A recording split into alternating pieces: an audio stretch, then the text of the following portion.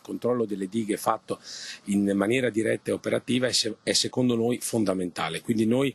lo difenderemo fino alla fine. È partita dal mondo sindacale ma coinvolge tutti i rappresentanti del mondo politico bellunese la nuova battaglia contro Enel che entro il 2019 a livello nazionale ha deciso di ridurre da 5 a 3 le postazioni di guardiania delle dighe e delle teleconduzioni. Una delle 2 soppressioni riguarda il servizio operativo alla centrale di Polpetta di Ponte nelle Alpi che gestisce 120 impianti tra dighe e centrali in tutto il nord-est e che si è rivelato fondamentale nel controllo di tutte le dighe bellunesi in occasione della tempesta Vaia. Abbiamo trovato una soluzione trasversale in cui tutti siamo concordi nel cercare di difendere questa postazione di Polpetta che diventa fondamentale per la gestione delle dighe. Non possiamo permettere che perdiamo un altro servizio sul nostro territorio. Da parte nostra è una difesa anche dell'intero territorio del nord-est, perché il controllo della guardiania di Polpetta non è solo per la provincia di Belluno ma anche per quella di Treviso e per tutto il nord-est. La battaglia si preannuncia durissima e non potrebbe essere altrimenti in un territorio che ha pagato in termini di vite umane il disastro del Vajont e di devastazione della morfologia per l'uragano dello scorso autunno. Questo territorio